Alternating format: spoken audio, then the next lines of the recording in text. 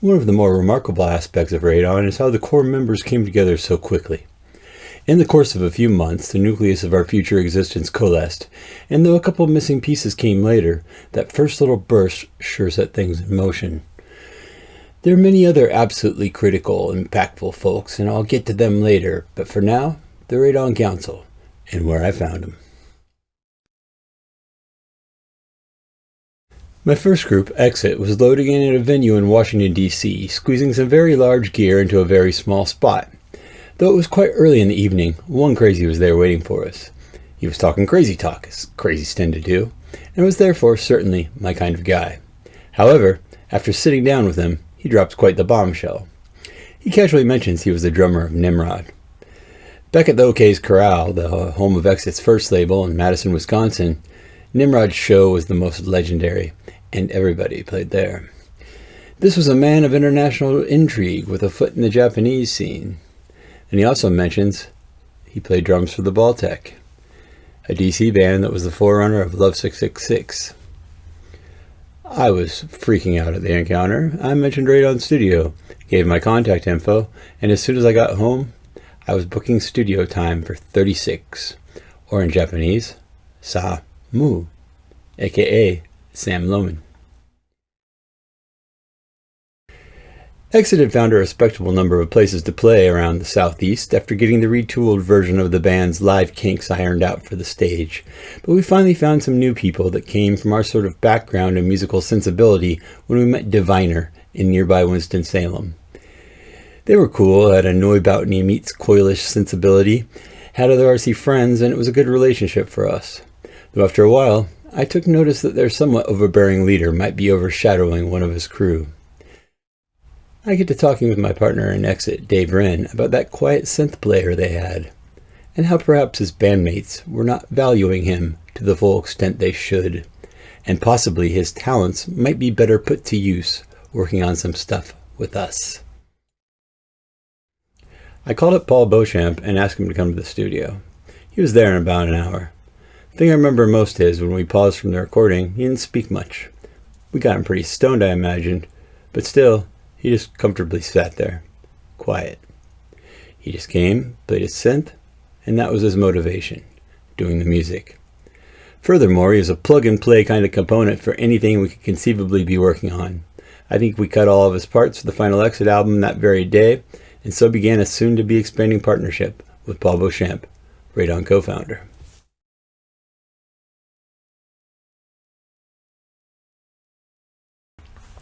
After Exit came to an abrupt end and Radon's studio had reopened in Winston-Salem, Sam, Paul, and I were quickly recording and performing in Sakara.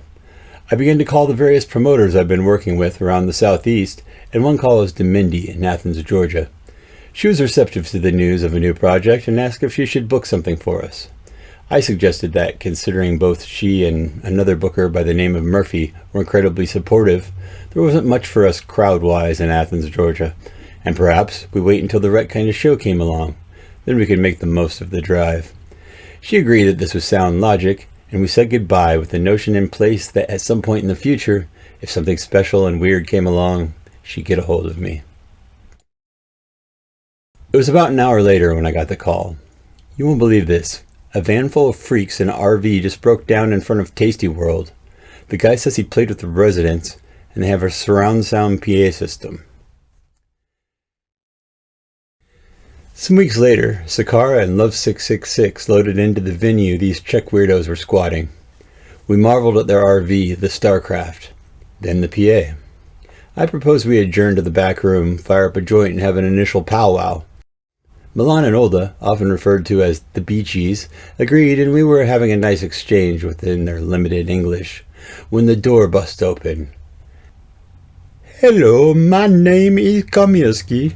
Thank you so much for your kind offer to smoking joint with me, but I do not smoke. I will return to my PA now. My name is Kamirski." I remarked, "What a dildo." Milan and Olda checked with each other to confirm the translation and agreed, yes, giant dildo. That night, I was mesmerized by the Cocky Cuties era set. Ed Cooper's car burst into flames. Dave Unger slept sitting upright in his sunglasses, and Radon history was written.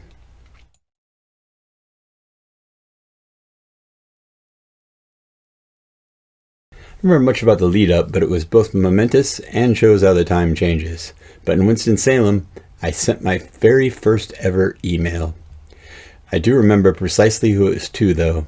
It was to Nico Estero, aka Rip It, aka Ripost Records. I knew Nico through the Home Taper Network, and I believe we must have met through Napalmid or Radek Kapel from the Czech Republic.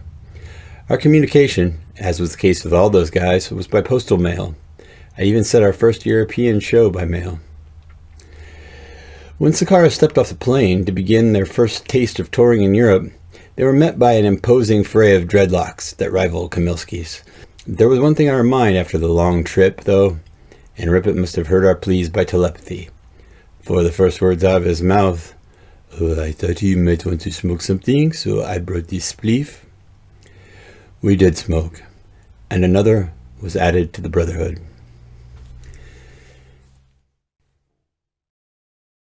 In the summer between meeting Kundahola and the fall visit to Europe, I took off for some side business as the bass player for Temple of Bon Matan.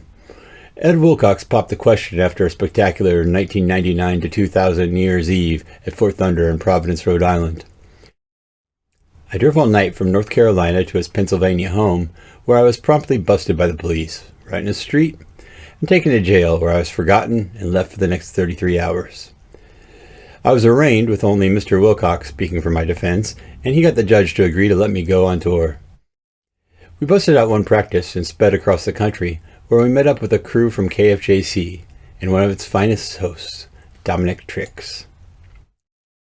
Dominic Trix was the nom de guerre of Marlon Kasberg, and our final performance would be with his band Liquor Ball and their special guest, the deceased saxophone player from the Stooges and star of the album Funhouse.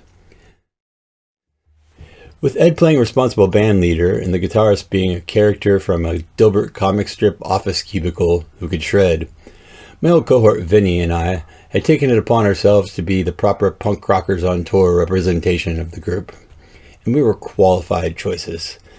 I was spieling to Mr. McKay while under the suspicious gaze of he and his wife Patty, intermittently making up for we'd lost to PA cops, and darting across the street into a peep show where the soon-to-be Mrs. Wilcox and I pumped quarters into the slots and then talked back and forth on walkie-talkies, much to the amusement of the dancers. I found out Steve McKay not only did not die of an overdose in the 70s, he'd also gone to play with Snakefinger and the Violent Femmes. This thrilled me, and I proposed he stay after Liquor Ball's set and play with Bon Matan as well. He said no. Temple of Bon Matan was in rare form that night, and everybody was busting out their most theatrical performances. Before it was over, Vinny and Steve were running in and out of and all around the club playing sax. I parted ways with contact info exchanged, and when I got back, Steve McKay was being added to the catalog of Radon Studios' in-house label. After a period of less than a year, Sakara had formed. Kamilski convinced us to shutter our studio and go homeless, committed to the life of the music underground full-time. Steve was committed as a flagship artist, and Nico had opened the doors wide to Europe. There was no more studio.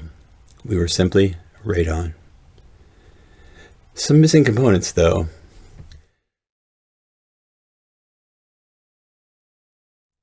Being the homeless leaders of a collective, it turns out, would actually require many homes. And when it came time to set up shop at a road base to launch the official Radon label, no place in the U.S. seemed more ideal than Portland, Oregon.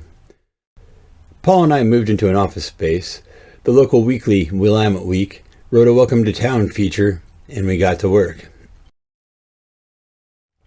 I returned to the office one day, probably from my janitorial gig I was doing in various downtown locations, and found the ever-grounded Paul a tad flustered and worked up. I was going for the stash, and he was saying, "A man was here." "All right, well, that must have been. He was tall. He wore a hat. He was very handsome." A man had been there, and he was very handsome. I'd been up to Oregon with Kundahola, and after one night at the Satyricon, we played the next night in a place called P.S. What, a spot that would factor heavily into Radon's future. The proprietor of this house, turned art gallery and venue, was the wonderful Aaron Lutz, and shortly after my arrival, he said, "I think you need to meet these guys," and handed me a CD by Nequaquam Vacuum. I remember a little specific about my first meeting with Noah Mickens, though I think it was absurdly brief and went something like this. Me, I'm traveling the country and soon the world to seek out the most talented freaks, to plan shows, and unite them in an unprecedented international network. Noah, I've already rounded up the largest, freakiest, most talented group of this style you'll find anywhere in this country, and they're ready to play. We agreed to our first shared show, each of us playing plus bringing 2 acts from our crew, and it was agreed that something would be dropped at our office, I guess. Damn, if I could just remember anything else about that first meeting.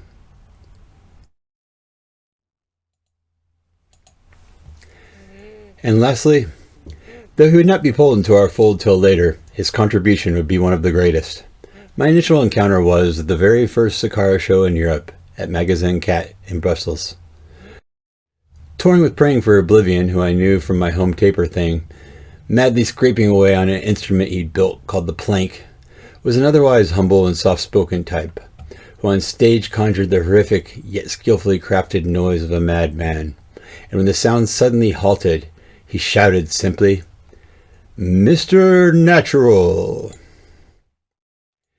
Some years later, after 2 years never leaving Europe, it was time to go back and hit the US in a huge way. But I needed, well, a bunch of stuff, and a really reliable person to provide them.